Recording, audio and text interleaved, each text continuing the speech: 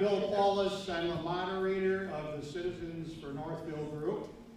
And on behalf of the group, I want to welcome you all and tell you we're so pleased that you're here. This town hall this evening is about the future of Northville, in particular the Downs. It is not about critiquing what's happened up till now in terms of the specific proposals that were being considered. We're focused on where we go from here and how we can ensure the very best outcome for the city, for any redevelopment, but in particular, the Downs. So, what you're going to hear a lot about tonight is process. How is it the master plan redo will work? How is it the master plan will envision the future of the city? Once that's in place, how is it the citizens will be kept informed of goings on? How will the citizens be engaged in the next redevelopment proposal? How will you even know when to engage? All of these kind of process questions, because if we have the right process, our group believes that the content, the right content, will emerge. So what we're going to do here is I'm going to go through, I don't know, I hope not too long, 25 minutes worth of presentation material to you, and then invite you all to comment at the end. We'll have plenty of time for folks to comment.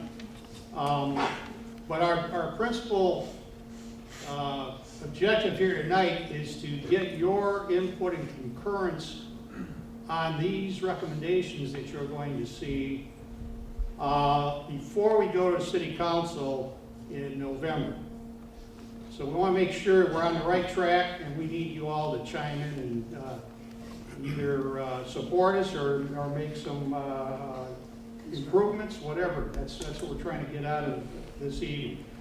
By the way, by the end of the session, I think it'll take an hour, depending on how long you talk afterwards, but hopefully you'll join our group. It's not a closed group by any means, so hopefully you'll join with us and get on our mailing list and help the city be the best that it can be.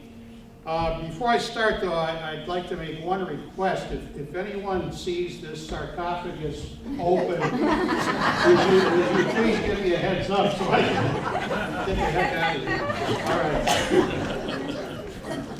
All right, so here we go. Citizens for Northville, I'm going to tell you how this group came about here in a minute. Here's our agenda. Just want everybody to know the meeting is being video recorded and will be posted on our Citizens for Northville website, which is citizensfornorthville.org. It should take about an hour. Presentation, as I said, followed by your comments, suggestions, and ideas. So what's the purpose? Well, first of all, no politics. We're not here to politicize anything. This is about helping the city, regardless of the outcome of the election here in a couple of weeks. We want to review lessons learned from the recent Downs area PUD process. That's planned unit development. And I'm going to cover a little bit of background here and context, because I don't know how up to speed anyone is in here, and I want to try and level set that as we go through. So PUD, planned unit development, it's the process by which a developer and the city negotiate to try and come with the best proposal, the best development that meets the needs of the cities and the needs of the development. That's basically what that's about. So as I said, the meeting is about process, not content.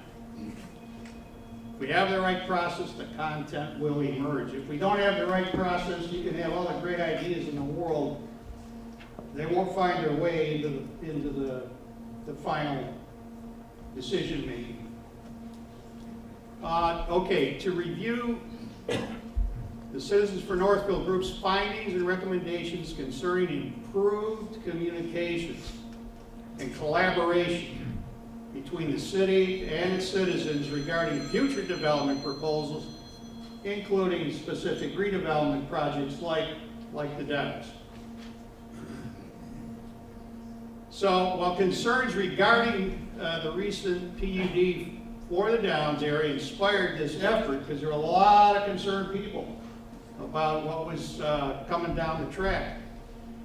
It's not the purpose of this meeting to critique the specifics of that particular redevelopment proposal. We're looking, like I said, we're looking at the future. Okay, we want to get your input on these recommendations, hopefully live here tonight, or if you have thoughts afterwards, just send us an email. And what are we doing? We're trying to help Northville be the best that it can be. So, as I said, this evening's presentation is essentially what we plan to propose to the City Council on November 18th. And we finish up with your comments. No politics. When you have a chance to speak, please, no politics. That's not what we're here for. No complaints. Complaints won't get you anywhere here. What we need is suggestions, ideas, good ideas, and support. And please stay focused on the material presented. Here's just some questions to roll around in your mind as I go through this. Should there be a citizens committee as part of the master plan review? Does anyone even know what the master plan review looks like? Right? If you don't, that's a problem. I know it hasn't been finalized yet, but as it is and when it is, you ought to be, as citizens, involved in that equation as far as I'm concerned. What is your vision for Northville in the future? Now, we're not going to answer that tonight, but it's all about, for us and our group, it's about vision. Where are we going? But not to define that, but to make sure the process is in place to be able to achieve it. I keep harping on that. So important. How will the vision be realized? Will the master plan be sufficient to communicate that vision? What about zoning? What about another PUD? What about anything else? Here's the group. As it stands today, I'd like to add your name to the group. You might know some of these people. If you don't like what I'm saying, go talk to one of them. Because I'm speaking on behalf of this group. Very good people, all concerned about our city. So what are we for? What's the Citizens for Northville group all about? You know, who are these people? Well, we're for sustainable development that advances the community and interests in a variety of ways. We want to improve the communication process between the city and citizens to promote awareness and collaboration regarding future development. The group was formed in July 2019. Concerned business owners and residents early on came together and said, how can we help? Basically, is how that all came about. And there was a keen awareness that the Downs project, as it stood at that point, could make or break Northville. That's the intensity of it and how people felt. And what we wanted to do is channel that concern into a productive way to be able to move forward in a better way instead of just ranting and raving about it. Okay? And I think we're well on our way to being able to do that, as you'll see here in a moment. So we hired an expert consultant to guide the group's efforts, a guy named Mike Stamfler, Kalamazoo. He's a longtime city government person, been in probably 6 different city environments in different capacities, So he knows this whole territory very well. It's very clear that our group never entertained or thought about what it would take to do a successful redevelopment for 49 acres in the middle of a downtown teeny tiny city like Northville. And we said, well, if we don't, and we got some pretty smart people on it.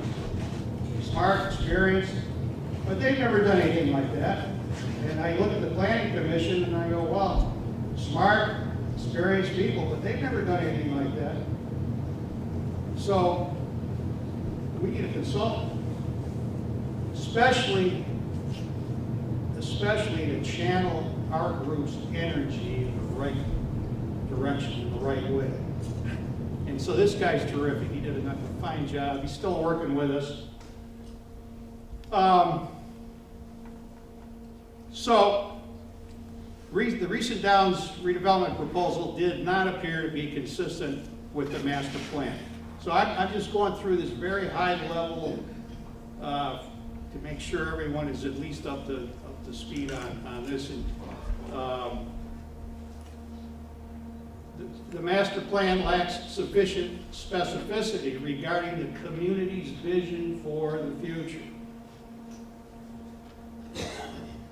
These are high-level preliminary findings. They're not surprising, I would say, but it's important to crystallize around what's going on and what do we need to do.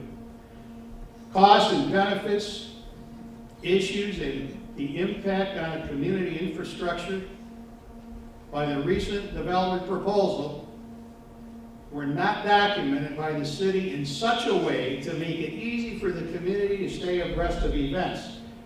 Everything was documented. You go on the city's website and all the documents, all the meetings, all the meeting minutes, all the city council video of the meetings, everything's documented. But not easy for Mr. and Mrs. Northville to know what's going on. Limited community input to the master plan process and the Downs PUD. We heard this from the city. The city says, hey, we want people to respond. We want input. But people don't show up. They show up after the decisions are made and complain, but they weren't there up front to help shape the decisions. Well, if it's not easy to know what the heck's going on, when it's going on, and be prompted to engage, it's hard to expect people to do that. So it's a two-way street. We're not looking to blame anybody for anything. It's how can we make it better? So we need improvements to the communication processes. I think it's fair to say the Planning Commission had the difficult task of conducting the Downs PUD process. Very, very challenging process, and they hung in there. Developer withdrew from the PUD, and here we are today. Now, this is, without getting into a lot of details, there's another developer builder named Watermark who's on track to build apartments along Katy Street. And I think it's a fair bet that most of you don't know about the details regarding that proposal or the status of it. And I don't think that's good.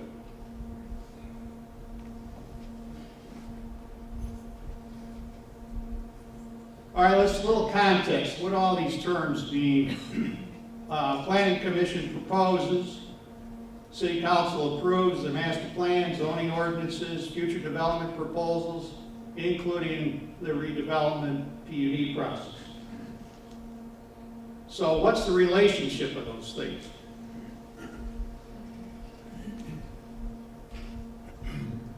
So here's the master plan. The master plan sets forth goals, objectives, and strategies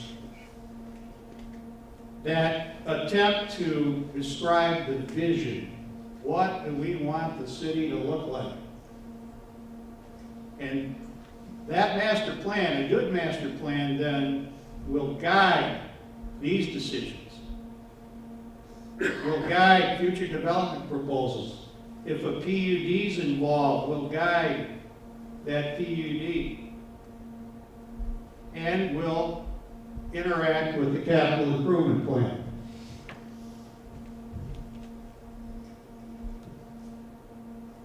Okay, here's how we see the current situation on the communication process.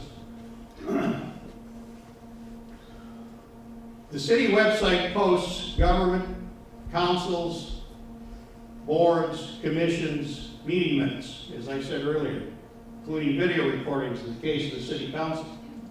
Relevant documents, including redevelopment proposals, like the recent Downs PUD, are posted. They're there. However, not easy to stay abreast of the developments. It's hard to find Waldo on the website. So just imagine, you're going through your day, you got your kids off to school, you've gone off to work, you come home, you're tired, you got sports activities with the kids, you got this, you got that, and there's something going on in Northville. You kind of know about it, you don't know about it, and maybe you want to learn more about it. So you pour a glass of wine, go on the website, and all of a sudden you develop a headache. Because you got to start clicking on tabs and looking through documents, and then you give up.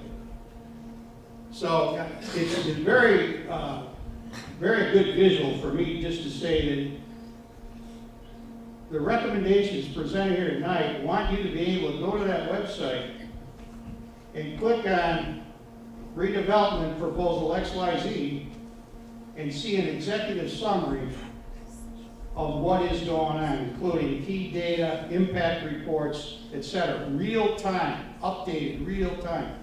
So now you don't have to wonder where it is, you just go right to it. You can read through it before you're done with your glass of wine. That would be the vision then. And that's not that hard to do. Okay, there's only limited opportunity for brief citizen comments at city meetings, at least unless there's some significant effort beforehand to do otherwise. So it's not easy for citizens to provide more comprehensive input. I was at the June Planning Commission meeting, and you get 2 minutes at the mic, and most of what was going on there is a lot of concern about the then current PUD. It was mostly, we don't like this, we don't like that, which I think were valid complaints. But you didn't hear a lot about, I think we should do this, should do that, in its place. Because how can you present anything worthwhile in 2 minutes? You cannot. That's why I'm taking a half hour. Citizens are not prompted or encouraged to engage in the process on a timely basis. Now, the city may take issue with that, but every good marketer knows you've got to go out of your way to get people's attention when you want their attention. You can't just expect them to show up. So consequently, most are unaware of key developments as they happen. So, all right, what's the desired outcome? Publicly asking and addressing the right questions prior to authorizing any proposed redevelopment. Real-time communication of costs, benefits, issues, and impact on infrastructure by any development. Make it easy for citizens to stay abreast of the events as they occur in real time. Prompt and encourage citizens to engage in a timely manner. Citizens take, and if all of that was done, now it's on us, the citizens, to take the initiative and get involved and provide constructive feedback and propose solutions. The superordinate goal of redevelopment, we think, should be to achieve the best possible outcome as opposed to good enough, as opposed to taking a proposal that doesn't really look too good and doing your best to make it look better. That's not where we should be. And to encourage proposals that align with the city's vision set forth in a good master plan, as opposed to trying to make the best of a less than optimal proposal. So I'm hammering on some of this a little bit more than once because these are key points. Okay, here's some specific recommendations. These are very simple, no rocket science here, but they're powerful.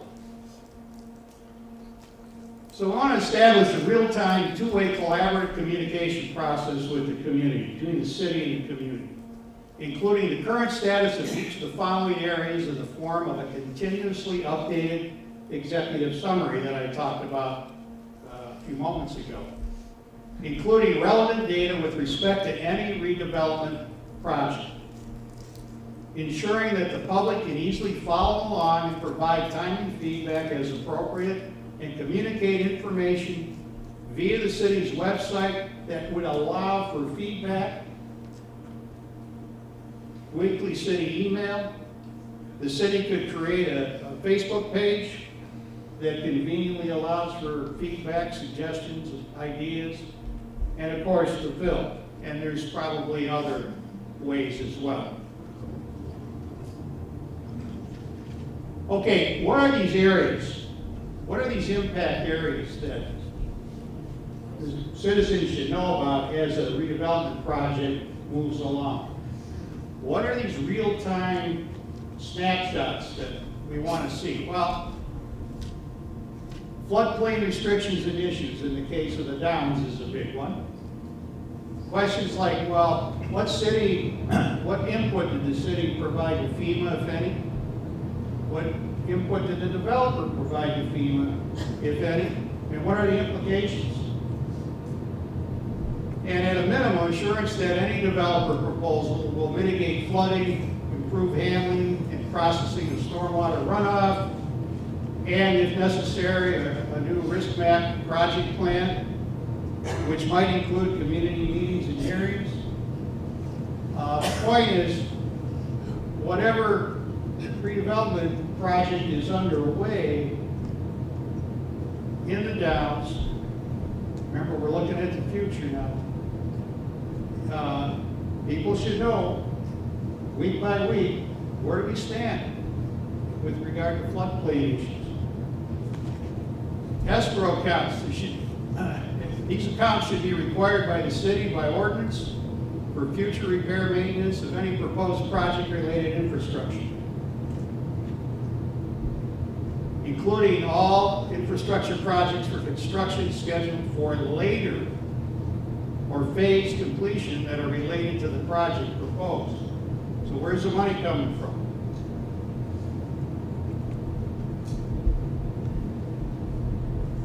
What about the impact on police, fire, water, and sewer?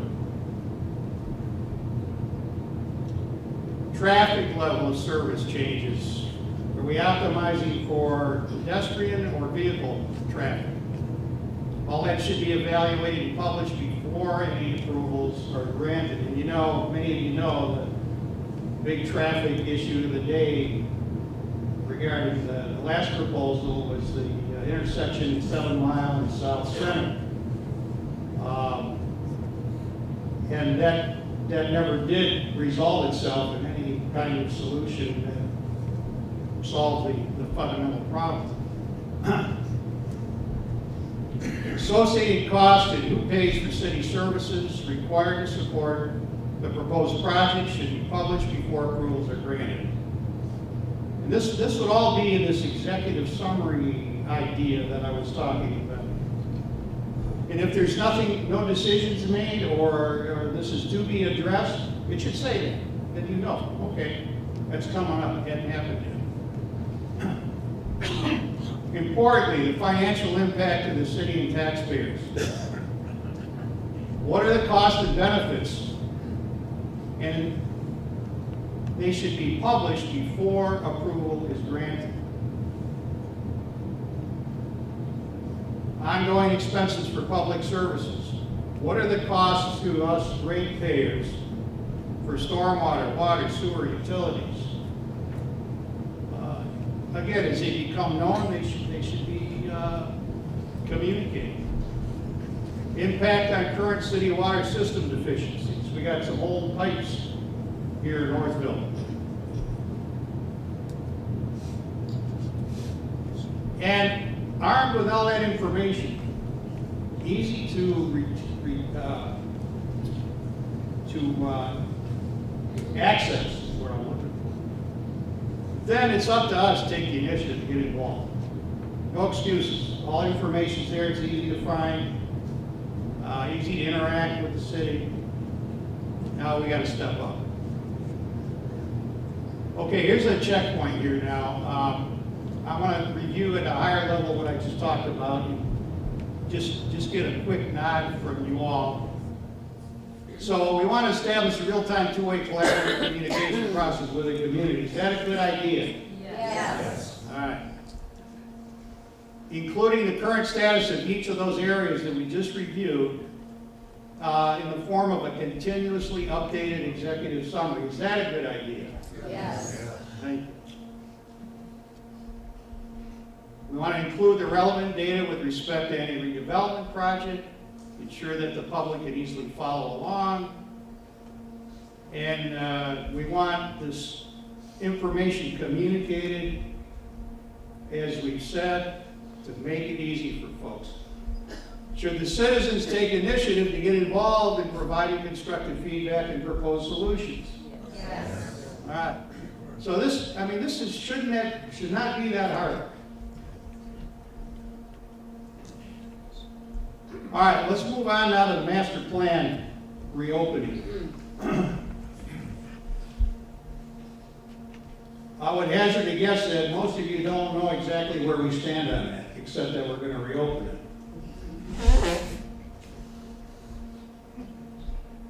So our group said we ought to cast this around major questions. What are the key questions that should be asked?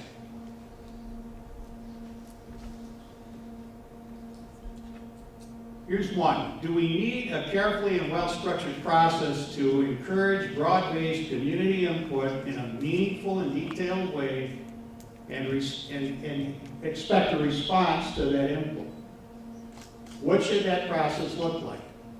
Citizens committee, public workshops, whatever. Do you think we need that? Yes. Should the city communicate the new process, this is a master planning process, to the community and prompt feedback on the process and promote citizen involvement before actually doing the redo? Should we do that? Yes. Because if the process isn't right, the redo is going to be less than optimal. Should the public be kept informed of deliberations? Yes. Of course. How can this best be done? Where are the real-time reports? We just gave some pretty good suggestions on how to communicate those. Should the city study master plan best practices? Other communities that have this, been there, done that, some failed, some succeeded. Let's see what's out there before we start the master plan redo.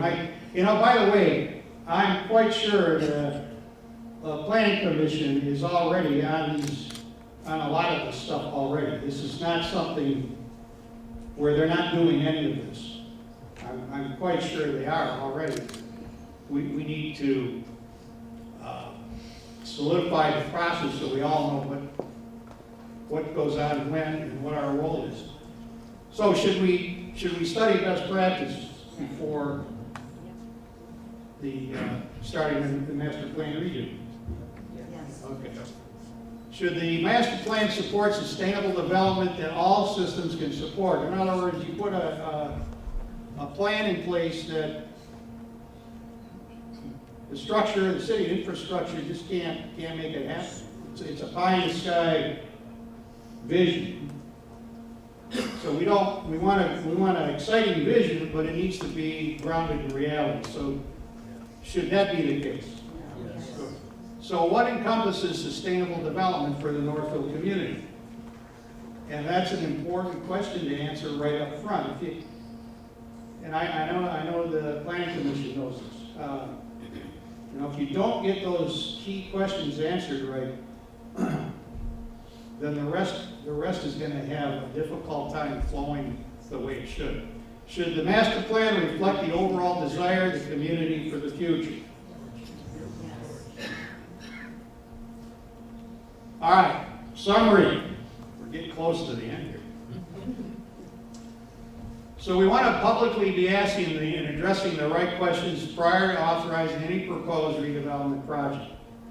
Should be no secrets. People should not wonder what's going on. They should know, and they should have adequate opportunity to provide feedback. Real-time communication of costs, benefits, issues, and impact of infrastructure by any development. Make it easy for citizens to stay abreast of events as they occur in real time.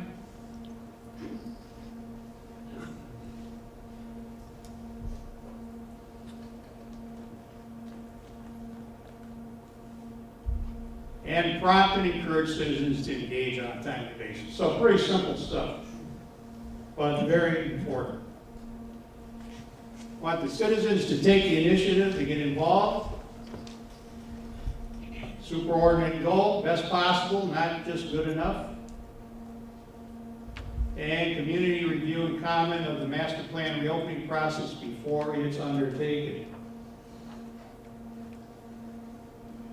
And encourage development proposals that align with the city's vision set forth in the master plan.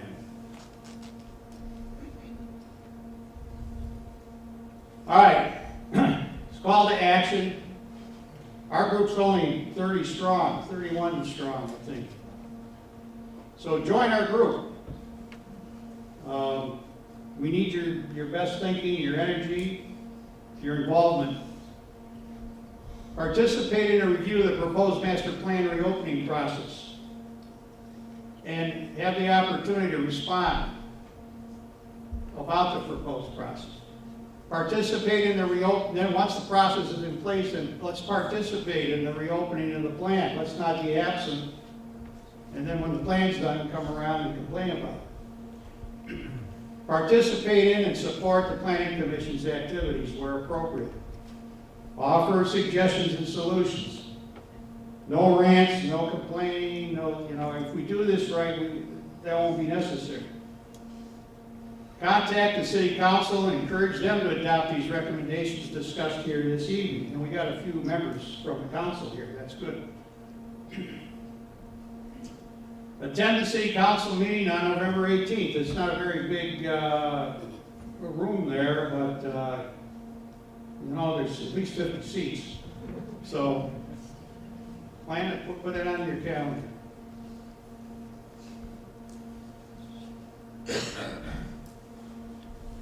And you are all invited to join the group.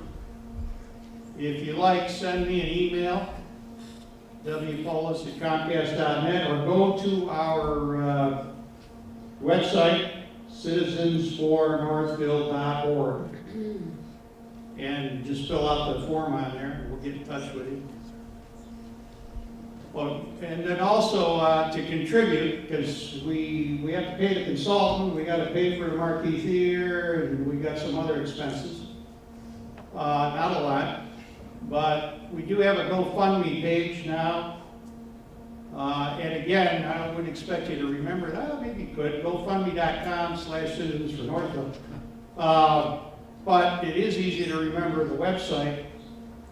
And on that website is a GoFundMe link. So don't hold back on donations. We already have a fair amount of money collected, but we need more. Okay, that's it. Now, we in the Grand Old Marquee Theater, we got one microphone. So anyone who's got a comment, an idea, suggestion, please stand up speak as loud as you can, and if we can't hear you, I'll repeat your comment. And remember, no politics, no complaints. Stay focused on the material presented. We're about putting this process in place. The content will flow thereafter. That's it. Who's got a comment? Dave. Okay, Dave Atkinson.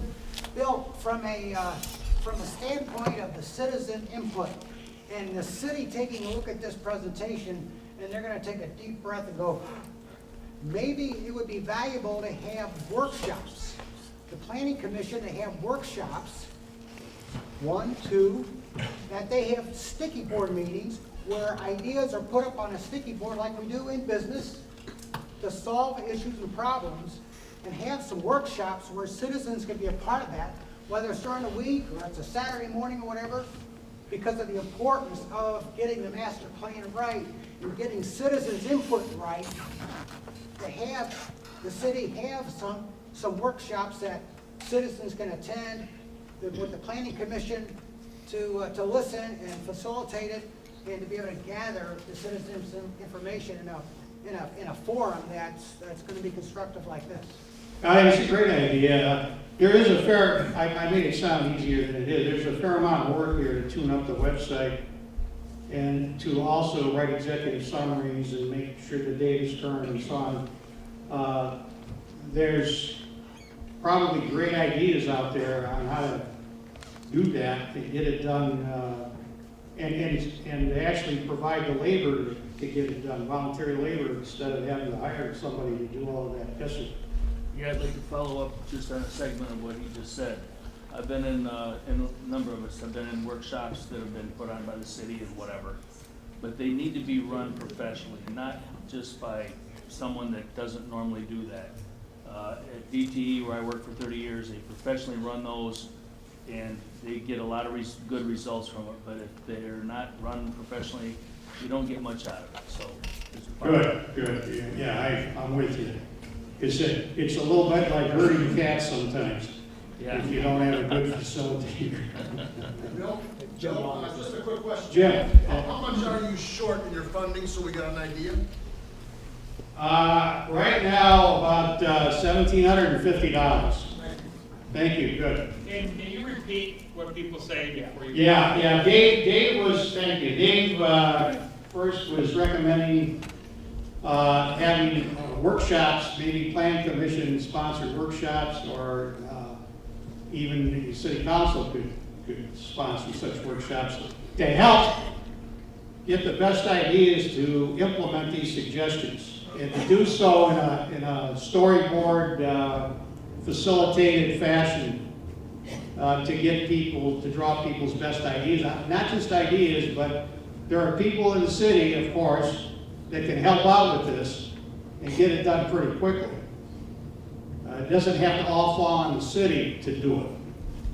And then this gentleman's suggestion was make sure it's professionally facilitated, or else you know we'll have less than the desired outcome. Okay, what else? Here, Yes, ma'am. a lot of times your signs to invite people to this meeting was very effective. I think maybe a sign on the front lawn of City Hall saying there's a meeting tonight, that if people don't know how to work their computer or have not gone to their computer to see this on your website, that they know it's coming today. Great idea. So the idea is to have lawn signs and other meeting notices around key city meetings, city council, planning commission. They're on the website, That's not enough. but that's not enough. Right, because what I said before, people are busy, they're living their lives, and they need to be prompted. We all need to be prompted. Right? It's a matter of setting priorities. If you don't know about it, you're not going to do it. Okay, what else? Yes, sir. I think you gotta get people to the website.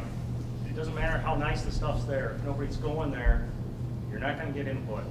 So I don't know if there's an email listserv for all these departments. I sure couldn't find it on the website.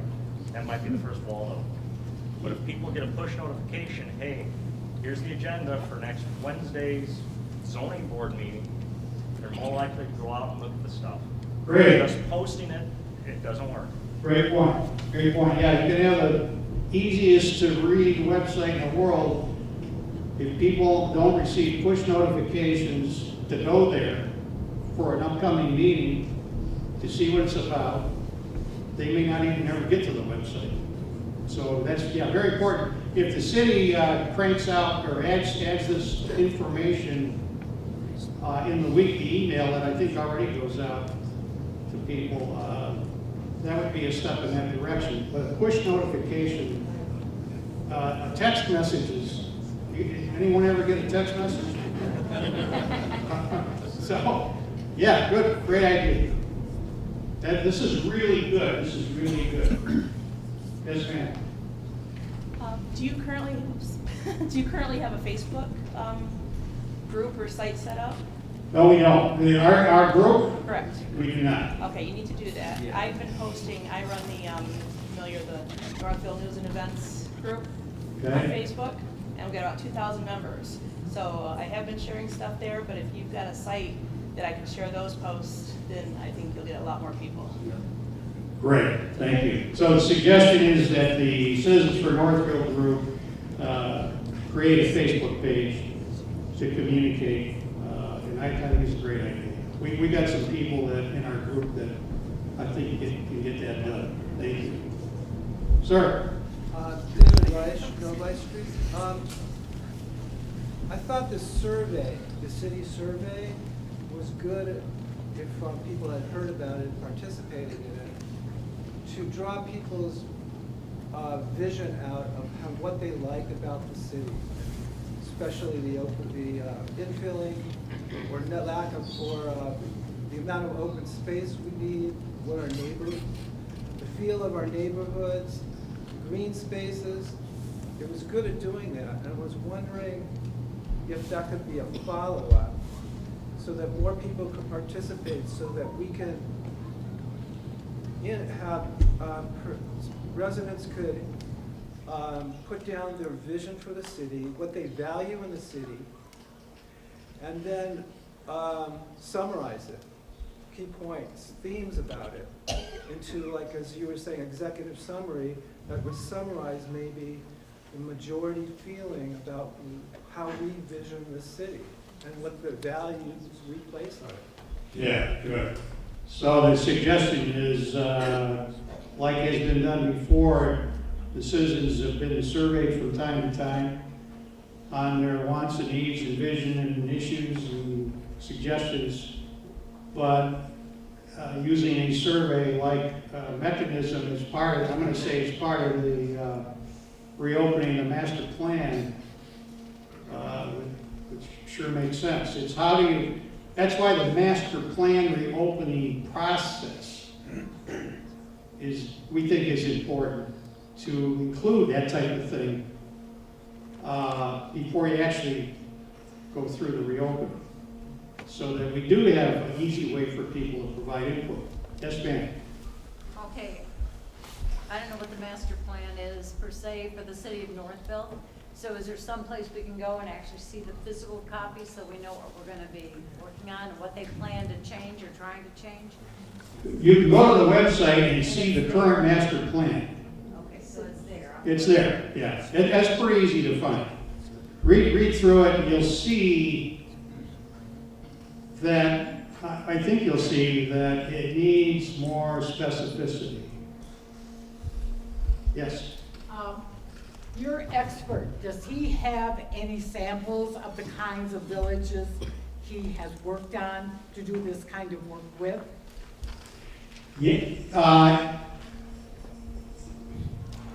we did, yes. We didn't want to get out ahead of ourselves. I mean, we want to suggest to the city that we need to get the right process in place and then go about doing it. Sometimes you have to work backwards, though. Well, Yeah, so it depends on how this thing plays out from here to what extent we engage a consultant around best practices. I don't want to undermine the city's efforts to I do that. understand that, but sometimes if I don't know what I'm looking at, or what kind of city do I want, I don't know. Sure, you want something What to are look at. samples? You want something to look at. Here's, and I'm pretty sure that at a minimum, the master plan process would say something like, regarding some part of urban design, you like proposal A, B, or C, right? And then you got something to look at. However, Or I want to see that this is a city that has mostly parks and green spaces. This is what it would look like. This is like a city like maybe Grand Rapids. This is what they did there here. This is what they did there. Yeah. I don't even have a suggestion on what I want this city to be like, because I don't have anything to refer it to. right. That's why we need to look at best practices and who does I have good understand master it, but plans. sometimes, as I said, you have to work backwards. You've got to see it to get to that. Good, okay, thank you. In other words, the process has got to give folks something to start with in the way of what's worked elsewhere. And then that triggers all sorts of thoughts around what can work here. Yes, ma'am. I thought your presentation was excellent. What you might want to do is identify some specific, like, professional skills that you're going to need help with, and then promote those on your website, because you're going to need help. I mean, like web development and PR and other stuff. Just if you promote those. I love you. What's your particular expertise?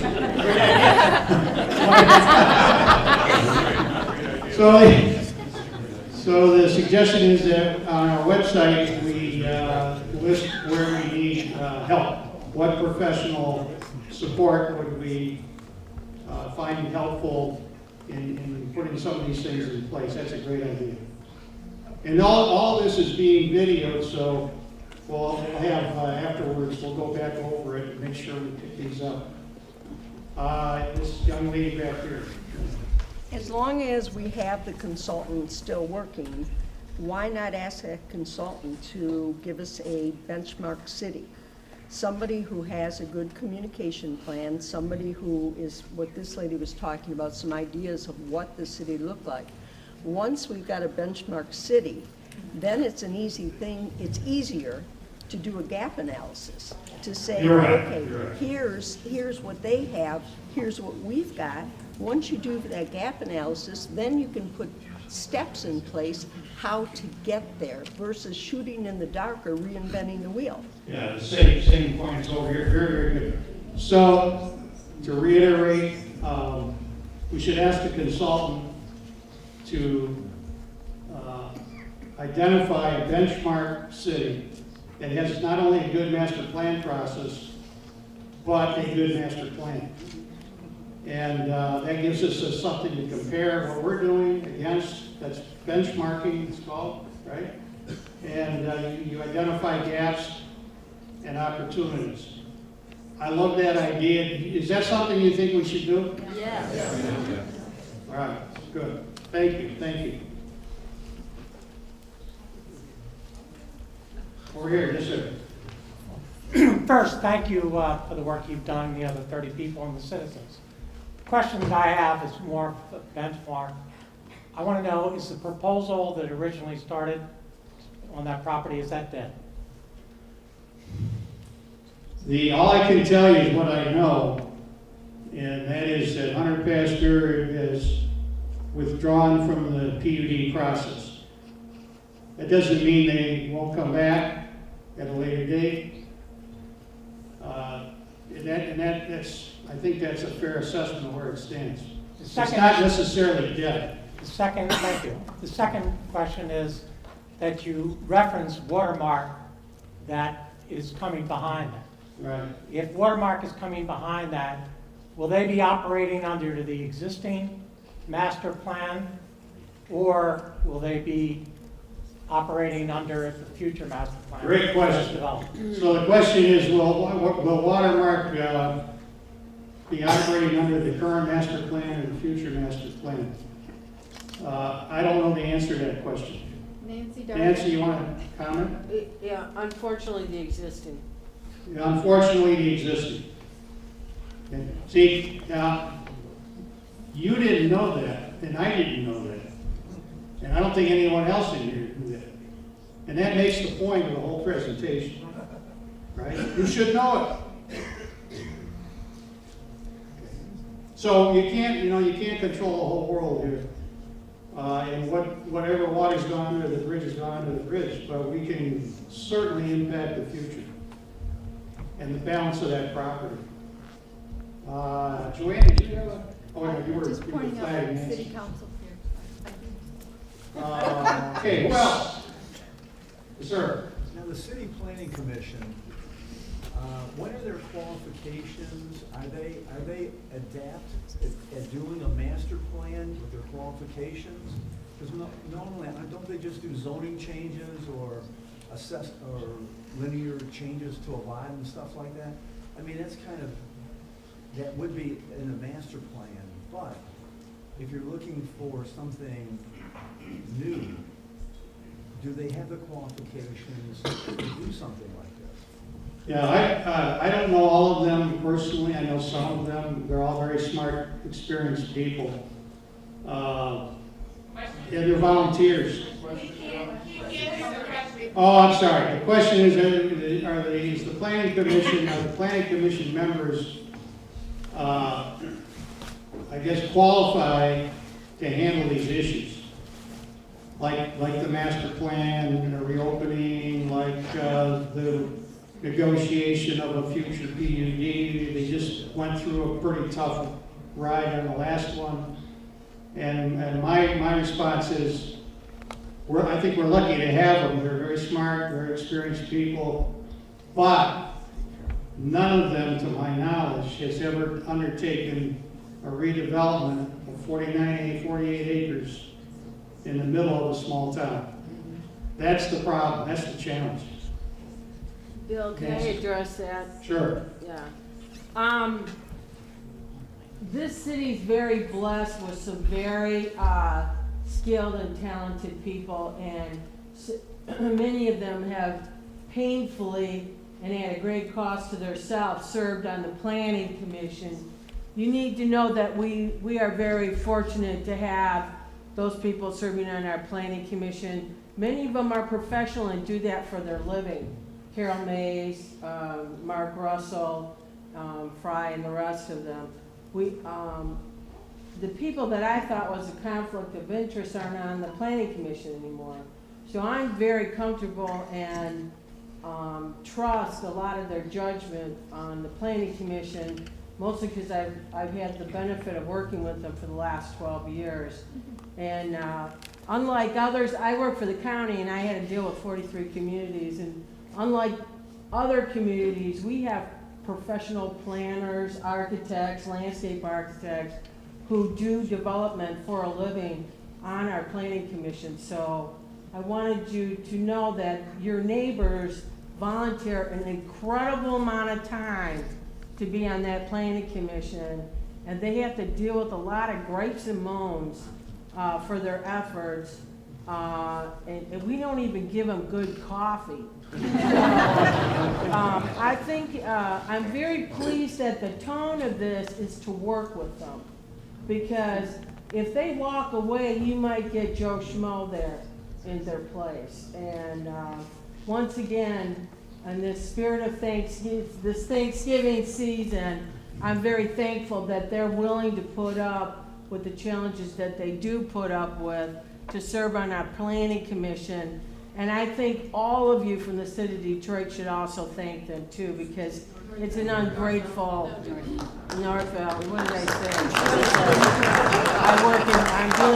I had to deal with Detroit today. Sorry. So sorry. I'm still trying to get over that meeting. Anyway,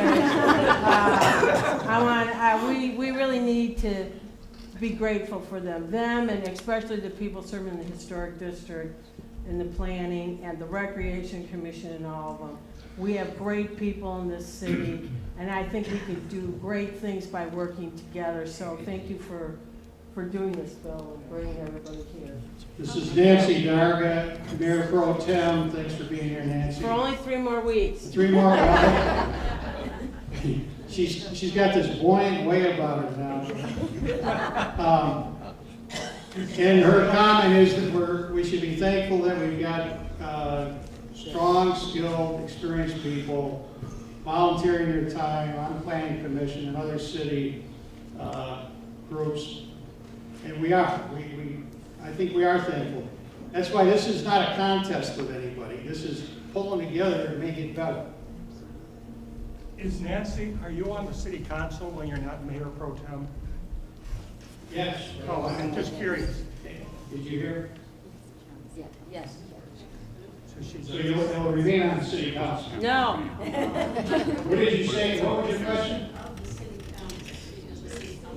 Is she a city council member in addition to being mayor pro tem? Yes. Oh, yes. And will remain in that position? No. No, she's got 3 weeks. Where's she going? See her afterwards. Your meeting on November 18th, yeah. Is that to the city council or the planning? City council. Because this is Talking about the process, this is process. You know, we can't expect the planning commission to spend time putting these processes in place. They need to work within whatever processes are put in place, but we need a city council to approve and activate this. Everything went according to your best, outlook. What would you be presenting on November 18th? What would I be presenting? I assume you'll be presenting. Yeah, I would be presenting. He's asking what are we going to present on the 18th? A light version of this, because they won't need all the background information. Okay, so they haven't seen this, you'll fine tune it for that meeting. Right. And any input you may get from. Yeah, good suggestions here tonight will be added to that, yes. Yes, ma'am. Can you give a quick synopsis of where it stands from a property standpoint? Like, so-and-so purchased a property, they submitted it for this, obviously, they pulled back their PUD. Just kind of where we're at with it from a... I just don't really know all about it. I'll give you a really high level from my understanding, and I'm surprised you don't know about that. But I live right down the street, so... And I've been to the website and everything. So she's asking for a high level synopsis of what happened here in the last year, I think. So there's two entities that own the property that we're talking about, the 48 acres. And the city owns a couple small parcels. And that property was optioned to Hunter Pasteur for some unspecified period of time. That included some relationship with Watermark and Hunter Pasteur. Hunter Pasteur comes forward with a redevelopment proposal. It was deemed PUD eligible by the Planning Commission.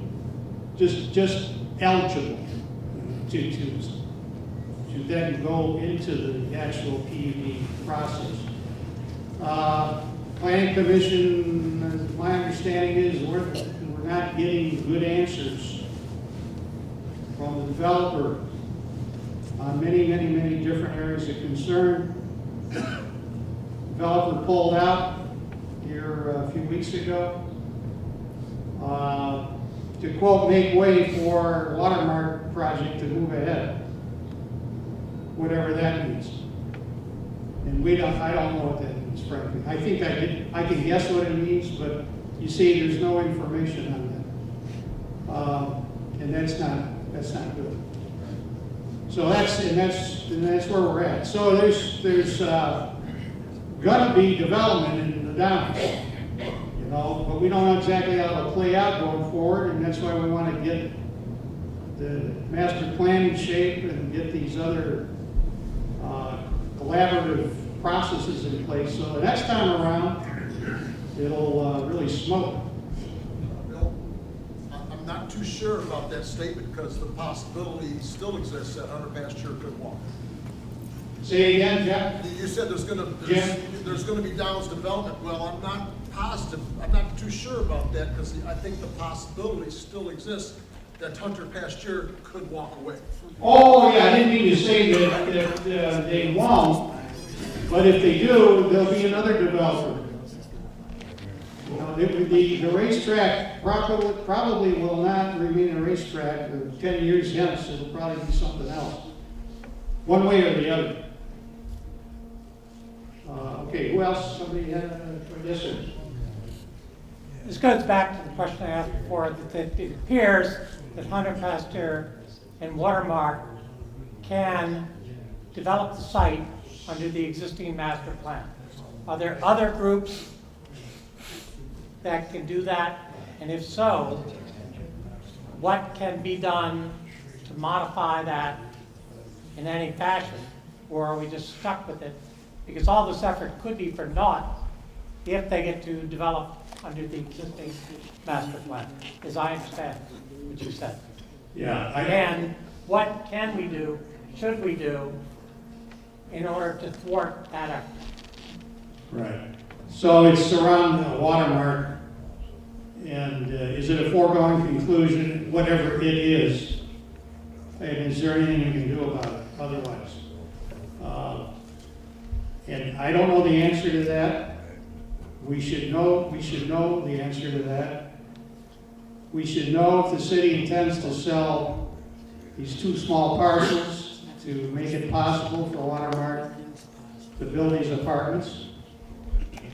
And we should know the impact of that in all these areas we covered. We don't know it. We don't know. Right? So, we should be able to answer your question. I can't answer. So we need to, we're talking about daylighting the river. We need to daylight some of this other stuff. And it's not, I don't think anyone's trying to cover anything up. It's, they're doing the best they can. They're publishing documents. But it's got to be better than that. We should know. And I'm concerned about that, frankly. Yes. You had mentioned about the infrastructure, police, sewer, all that. Right. It's all, obviously government services. Is there any consideration about the schools? Does that factor into this at all, or? About the school district. And what it would mean, like with the previous, 1,000 people moving to town, and how many kids is that when we've got schools? Yeah, all I know, this is from a distance, that I think the schools gave the planning commission some input that said, we can handle it. Repeat the question. Yeah, repeat the question. Oh, sorry, thank you. She's asking, what is the impact on the schools? So if that proposal, the Hunter Pasture proposal had gone through all the way to completion, by some estimates, anywhere from 1,200 to 1,500 people would be dropped into that area. In a city of 6,000 people, that's 25% increase, 25% increase. And many of them would have children. So what would that do to schools? And the schools, I think, unless anyone knows the contrary, said that could be handled. I don't know all the specifics, but when I attended a planning commission meeting, and others who might have been at the meeting could bear this out, there's a decrease in enrollment, particularly at the elementary levels right now, and the net impact of the development that was being proposed was only 100 students because of the decrease in other areas and the increase in that Downs development. So, thank you. So, losing 100 students without the development comes in, schools can I get that right? it was with the Downs development coming in, combined with what's going out, because the kids are getting older, It was a net increase of 100 Oh, okay. students. Yeah, they actually did a study on that. Okay, so if the development had gone through together with all the other demographics, there would have been a net increase of 100 students. And that was easily handled, I think. Yes, sir. Or ma'am. Go ahead. I'm just confused on what Watermark is. Is it proposed apartment development along 80th Street Yeah. city property? The Watermark's proposal is to build apartments and some commercial along Katy Street. Correct. Someone behind, yes, sir. So just going real quick back to that school aspect, myself being a junior at Northville High School, see firsthand how crowded it's been. The student-to-teacher ratio is kind of unbelievable. And my younger siblings are all at Amberman Elementary, and it's even worse there. So the fact that I see so many, in my neighborhood, I live off of Gray Street, I see so many people tearing down houses to build new houses, and seeing all the families that are moving in, which is great for the community, but it also has a large impact on the community. And I feel that considering we just passed a $100 million bond for the school district, there's not going to be much room for expansion, and I don't know how they necessarily plan on expanding for those increase in enrollment. So I think You that's just heard from the future mayor of Northville.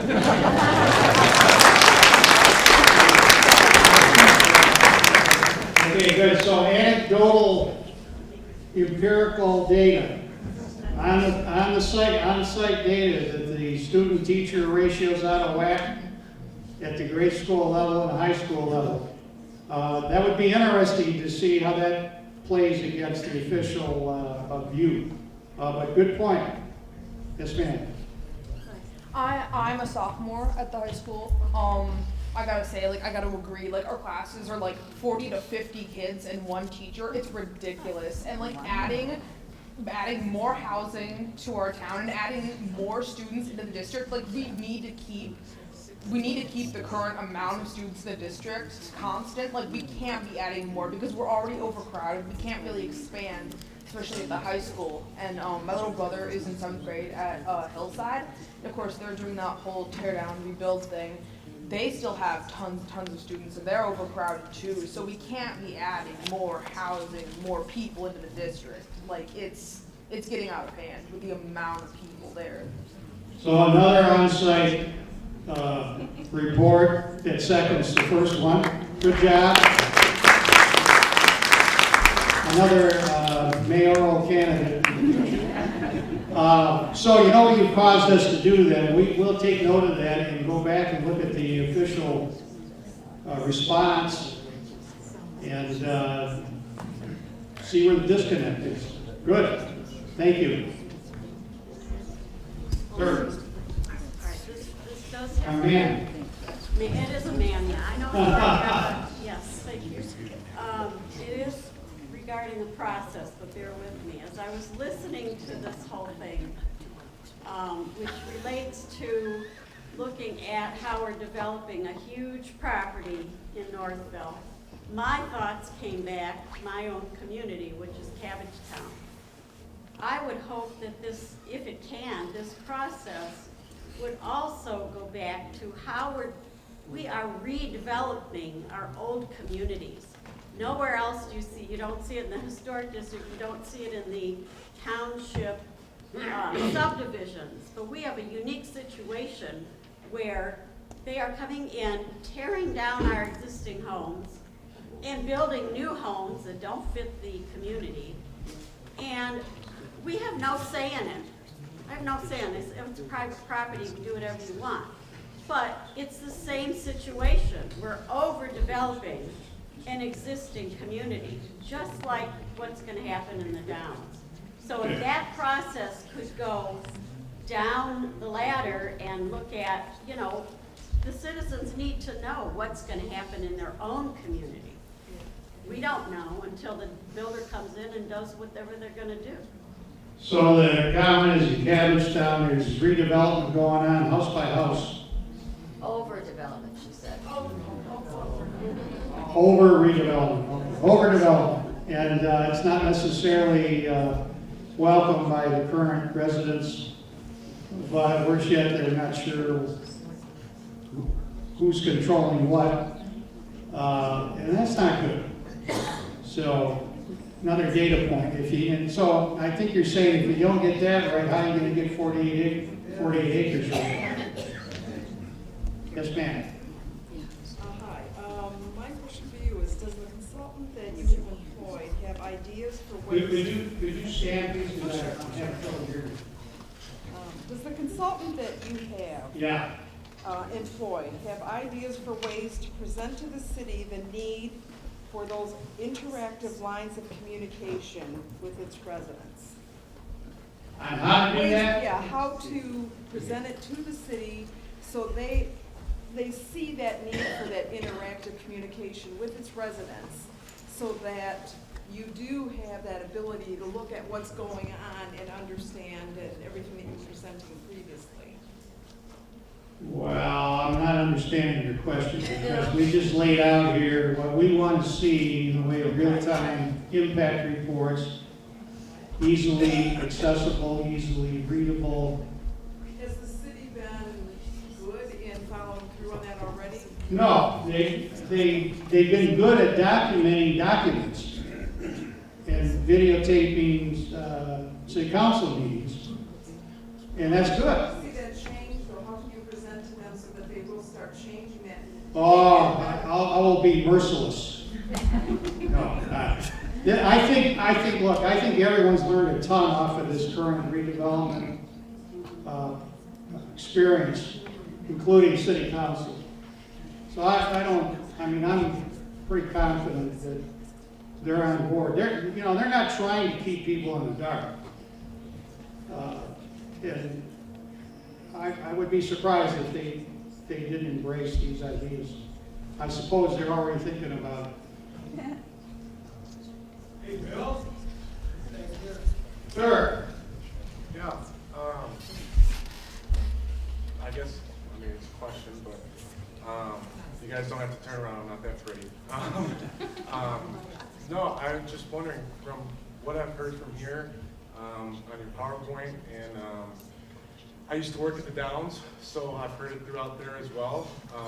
A lot of what I'm hearing is just, confusion and not a lot of, you're just talking about progress, but there's just more concerns than anything else in the community. I guess my question is, what would be the downfall of just keeping the track and not having to worry about all this? The answer, so you'd ask me what would happen if we just left the track there. And like the last 50 years, or whenever the track went in. So I think the answer to that is, what's the vision? And how will that vision be spoken to in the master plan? You gotta get that right up front. Yeah, let's just say, hey, the vision is to have an online racetrack betting forum forevermore. Well, that's one vision. Another vision is, now take that out and let's do that, turn that whole thing into a park. 48 acres of a park. Well, that's another vision. I don't think either one of those is probably a particularly good vision, in my opinion. So I think the visioning part of the master plan is our opportunity collectively to cause to happen what we want to happen, what we want to have happen. That's why it's so important. What else? Back here. I want to thank this young man for having such foresight that our city fathers had 100 years ago. And I've been in this town for over 70 years, and we have seen unbelievable changes here. Things that none of us ever dreamed of, and we have this little gem in this megalopolis area.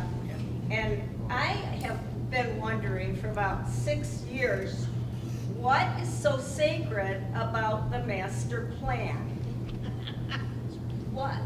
What is the master plan? I know that at a certain time, things are the way they are. We never dreamed these things would happen in our city, but we have such a treasure here, and we're lucky to live here. And the master plan, in my opinion, is gone. It's time to start over in order to protect what we have. And I know people on the planning commission, they're my friends, a couple of them, and I really respect them, and I thank the city council. My father was a member of this community. He was a fire chief for 30 years. And they planned our community a certain way. And we have a little racetrack, and it's a great little racetrack. We have a fairground. In 1900, they called it the fairgrounds because it was where fairs were. Why can't, and of course the Carlos want to sell it.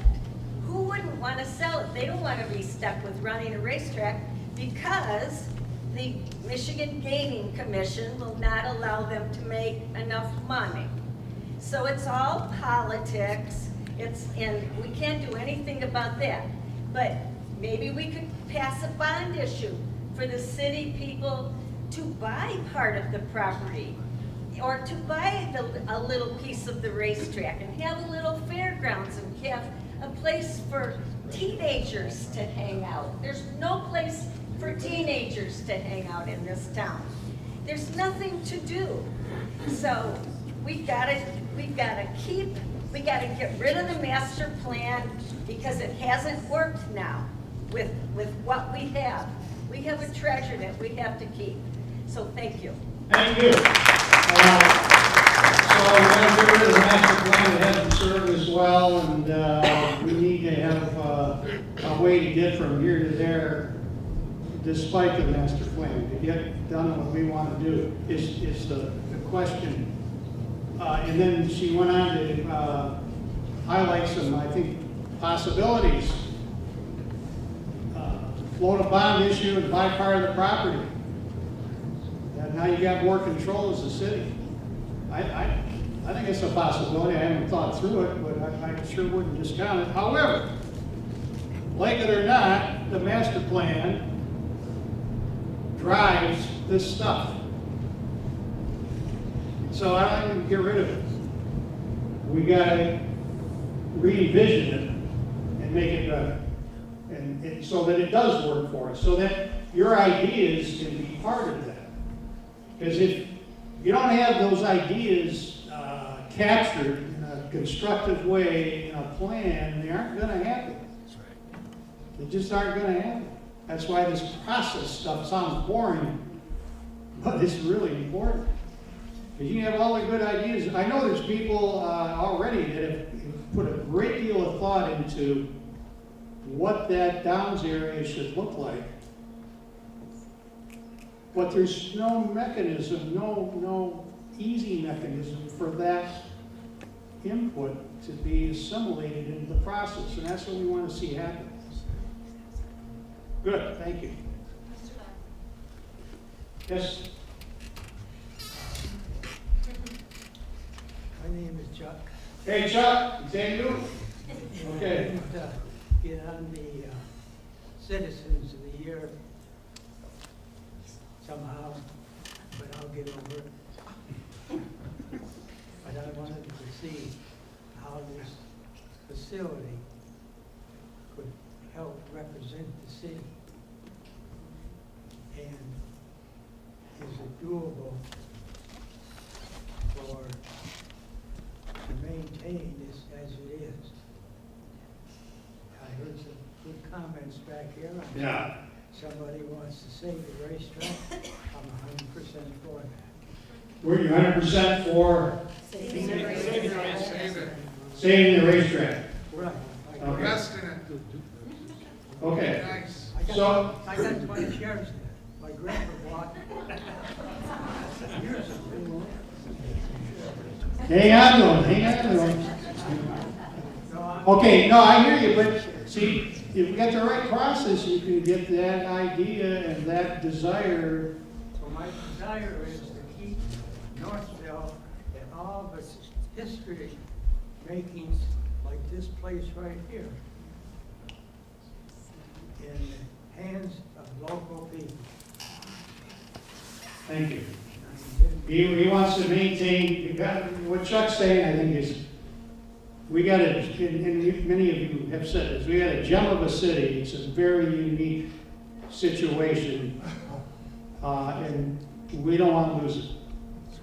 And so whatever we do, we don't want to lose it. We want to improve it, don't lose it, I think is what you're saying. And I got 3 other projects in my mind, and that's the wheel at the Ford factory. Yeah. And The wheel at the Ford factory's got an idea about that? it's gonna turn. Yep. It's gonna turn. It's gonna turn again. The wheel is gonna turn again. Good. Yeah, that's good. I love it. Hey, by the way, you remind me, I was in this very theater 60 years ago watching a movie. And there were steam pipes over here, radiators heating the room. And the building's still here. It looks a lot better than I do. Bill? Yes. I'd like to suggest that the council meeting in November is here instead of a 50-seat auditorium. Cost is 25 cents a gig. And you get popcorn is free. Lion was grown. So we got some history here. But I'd like to see a few things done. And I'm glad that we can keep this place Good. locally owned. Thanks, Chuck. Laura? Bill, I'd like to suggest that the council meeting in November, instead of being in a 50-seat area, is more someplace here where people can really come in. They can really listen also. Right. She's suggesting council meeting be, this November 18th meeting be here instead of in the city chambers. Well, that would be different. Okay, it's on the video. The video guy picked it up. Good. Sir? Does the master plan include the township? No. Or will it? However, I didn't talk about it, but there needs to be a healthy level of collaboration between the city and the township as well, in particular concerning the downs because of the high impact on the township. So that should all be part of that, even though the master plan is Northville City. I'm thinking the township's got to be able to play into that process. Sir? You know if there's been any discussion about a joint township-city plan to float a bond to purchase the property and make a community center and which is something this area really needs. It'd be benefit, all the people, township, and I think there's a joint township recreation and city department, something that should be explored at least. Good. This is what you do on a facilitated meeting. You put great ideas on the board.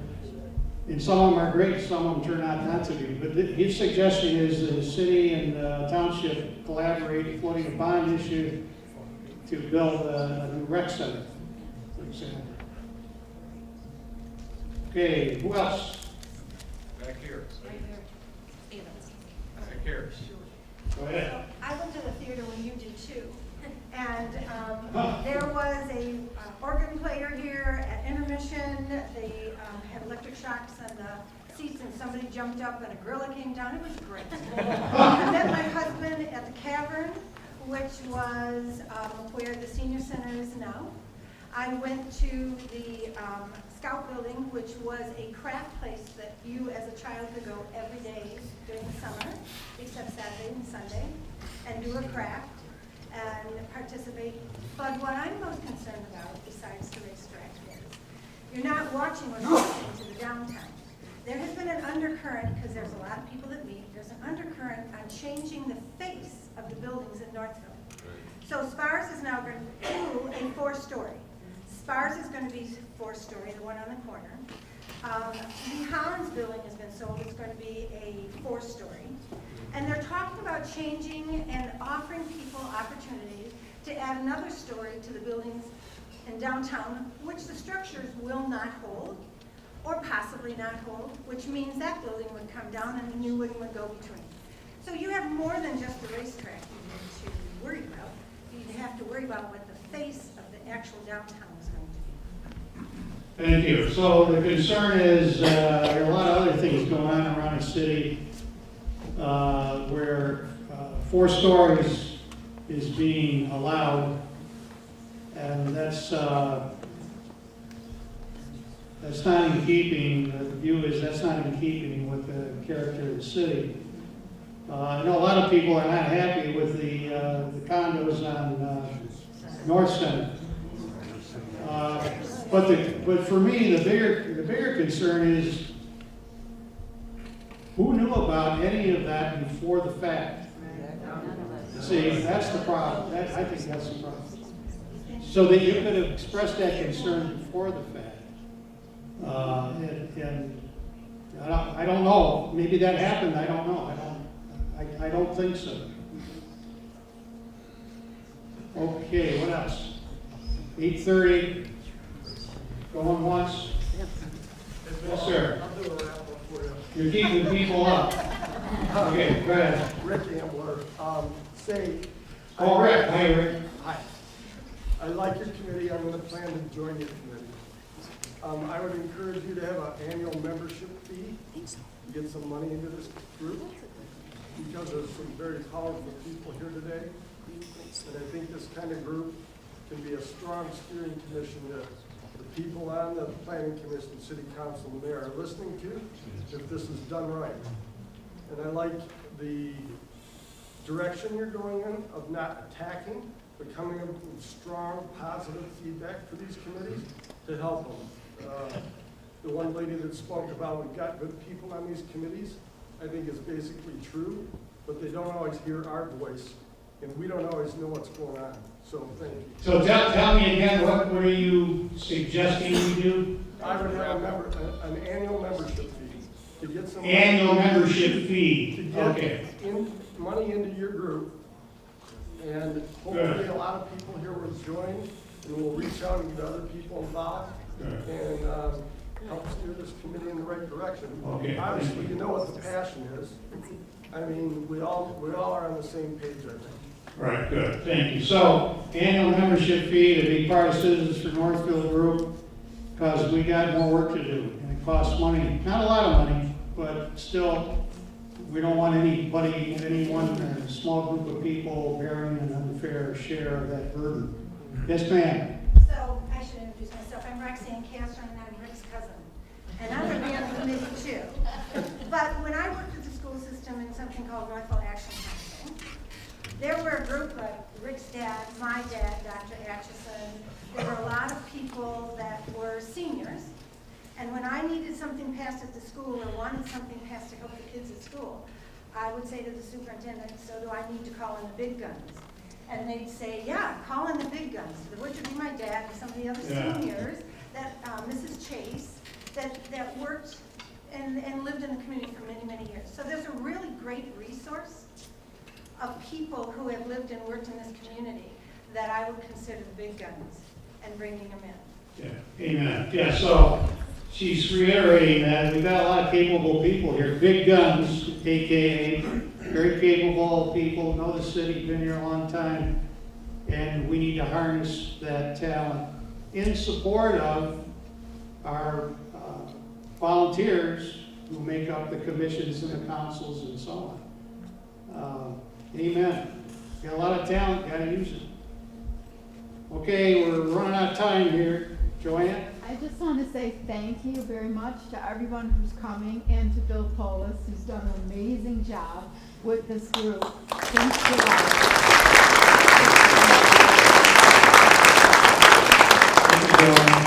Very fair and nonpartisan and very classy.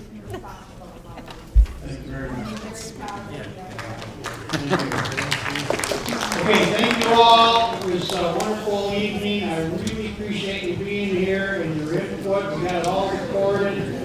Stay tuned.